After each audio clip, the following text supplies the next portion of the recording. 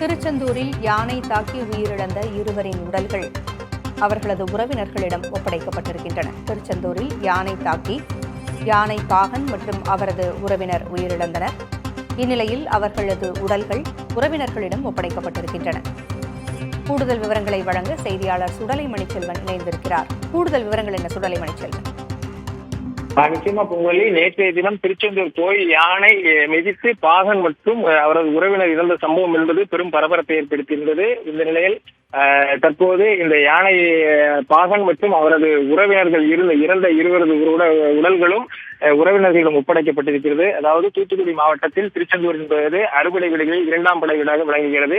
இந்த கோவிலுக்கு சொந்தமான யானை தெய்வானை என்ற 26 வயது கொண்ட யானை என்பது பராமரிக்கப்பட்டு வந்தது. இந்த நிலையில்தான் நேற்றைய தினம், அதாவது இந்த யானையின் பாகனான உதயகுமாரின் உறவினர் சசிபாலன் என்பவர் களியாக்கவிளையிலிருந்து இந்த ஊருக்கு திருச்செந்தூருக்கு வருகை தந்துள்ளார்.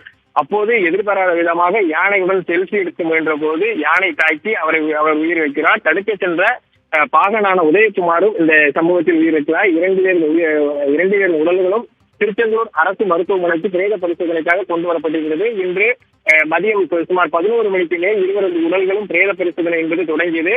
தற்போது இருவரது உடல்களும் பிரேத பரிசோதனை முடிவடைந்து அவர்கள் உறவினர்களிடம் ஒப்படைக்கப்பட்டுள்ளது. அதாவது உயிரிழந்த சிசுபாலன், அதாவது உதயகுமாரின் உறவினரான சிசுபாலனின் உடல் அவரது சொந்த ஊரான களியக்காவுளைக்கு அனுப்பி வைக்கப்படுகிறது. அங்கு கொண்டு செல்லப்பட்டு அங்கு அவர்கள் உறவினரிடம் ஒப்படைக்கப்பட்டு அதன் பிறகு அவரது உடல் தகனம் செய்யப்படுகிறது. உள்ளூரை சேர்ந்த உதயகுமார், அதாவது யானையின் பாகனான உதயகுமாரின் உடலும் தற்போது ஒப்படைக்கப்பட்டிருக்கிறது.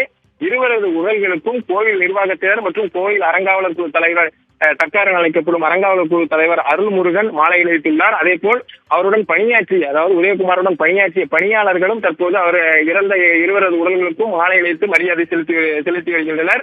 தொடர்ந்து யானை பாகனான உதயகுமாரின் உடல் அவரது வீடு வஉசி தெருவில் உள்ள அவரது இல்லத்திற்கு கொண்டு செல்லப்பட்டு அங்கு மரியாதை செலுத்தப்பட்டு அதன் பின்னர் திருநெல்வேலி சாலையில் உள்ள ஒரு எரிமேடையில் தகனம் செய்யப்படுவதற்கான ஏற்பாடுகள் செய்யப்பட்டுள்ளது. தகவல்களை வழங்கியமைக்கு நன்றி சுடலை மணிச்செல்வன்.